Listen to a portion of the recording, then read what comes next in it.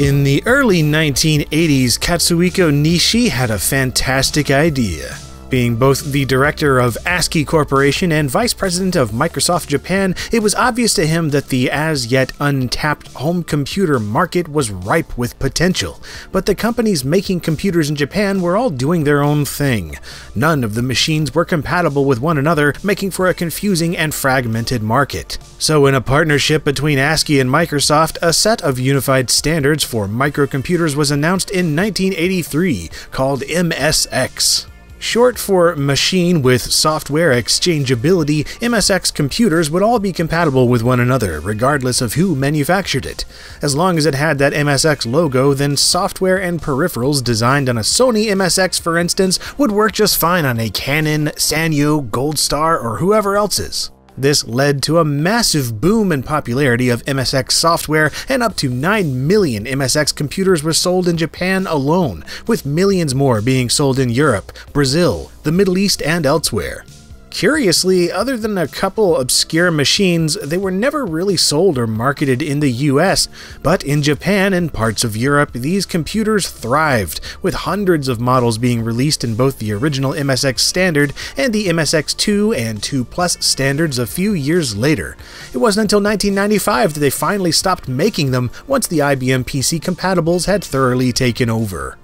For this particular review, we'll be taking a look at the MSX2 standard of computers, which first released in 1986.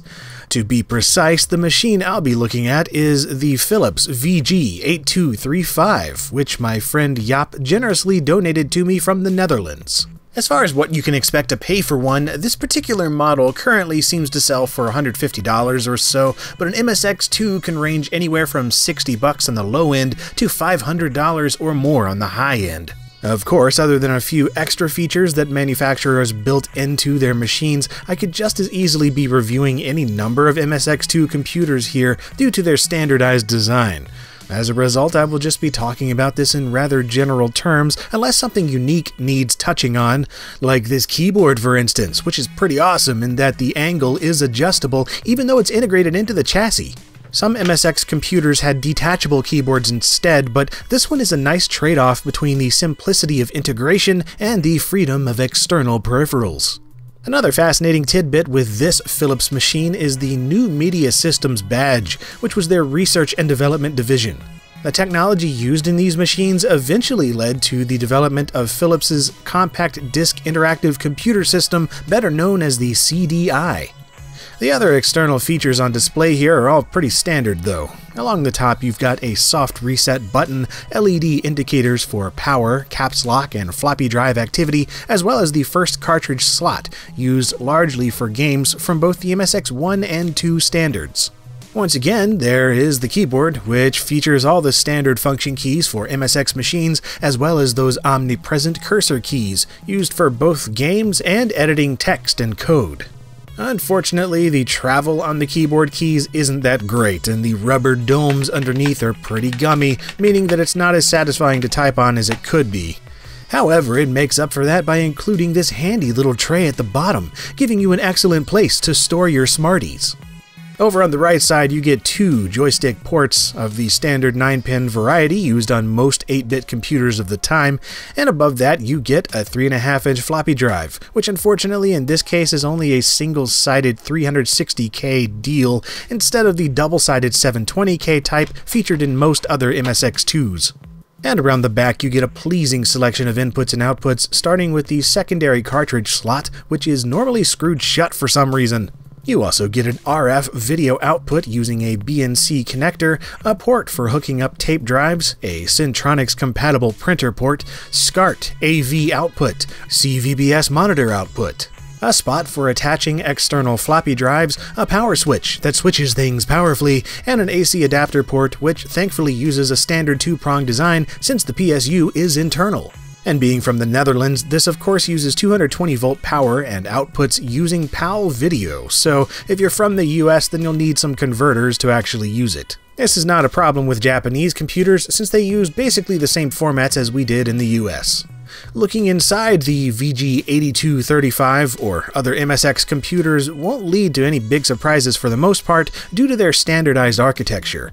What is interesting is how they combined the functions of many integrated circuits into one, with a chip known as the MSX engine.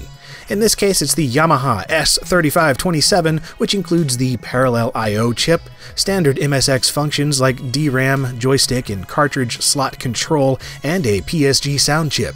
The sound is produced by a custom Philips audio generator in this case, although it's still compatible with the classic General Instrument AY38910 and produces 3 voices of 8-bit sound. Other features like the real-time clock, 48KB ROM, 128K RAM, and 128K Yamaha V9938 video chip are found elsewhere.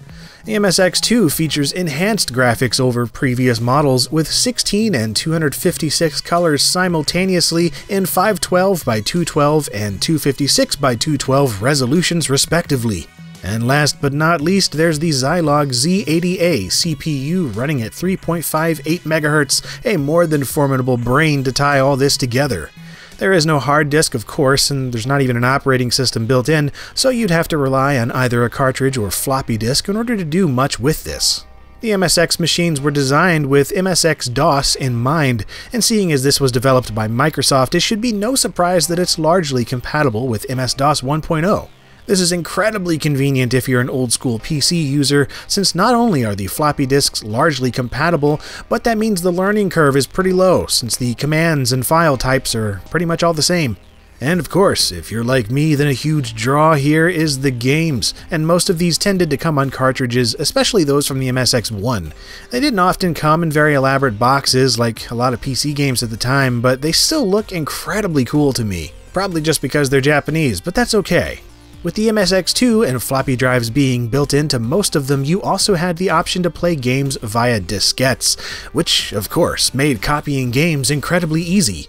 And man, there is one amazing library of games to copy for the MSX2, and here are just a few of my favorites.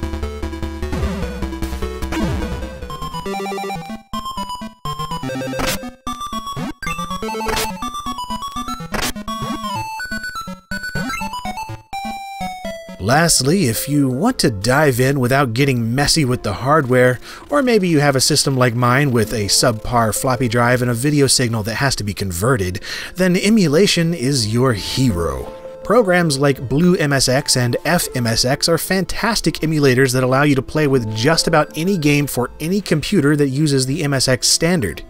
There's also a massive following for these machines to this day, so rest assured there's no shortage of information, hacks, and homebrew projects that keep the dream of Kazuhiko Nishi alive. In summary, the MSX2 series is a friggin' sweet selection of computers if you can get your hands on them, although I wouldn't necessarily recommend this exact model just because of the lacking floppy drive and things like the weird sound chip and things. Yeah, I mean, you know, it works. It's fine, but you can always do better. And there are things like the MSX2 Plus series that I would very much recommend, or just an upgraded, slightly better MSX2. Although I really just do like this one anyway. I like any of these MSX computers. They don't suck, basically, and they really hold their own up against a lot of the 8-bit competition from back then. It's just a shame that they didn't ever really come over to the US, other than like the Yamaha and Spectravision, and that was it. There's like 2 of them, as opposed to the hundreds in other countries. This is where companies like Konami and Hudson got their start before they started doing things for the NES and such. So this thing is not only historical, but it's just a lot of fun to mess with. Again, if you can get a hold of one. And that's going to be the thing. But if you're into these vintage computers and haven't given the MSX series a try, then do it. As far as Japanese computers, or, well, you know, some of them are European, but, you know, Japanese in origin kind of computers go, this is one of the easiest to get into. The software was plentiful, and it was sold in a lot of other countries that speak English. And, you know, if they don't speak English, then chances are there's like an English translation or something for the game that you're wanting to play. So, well, that is pretty much all for this episode. And if you enjoyed this video on a piece of classic 8-bit computer hardware, then why not check out some of these others that I have done? Not just 8-bit stuff, but a lot of classic computers and games and software and all sorts of stuff. That is what Lazy Game Reviews is about. So just peruse the channel or subscribe to be notified whenever future videos arrive.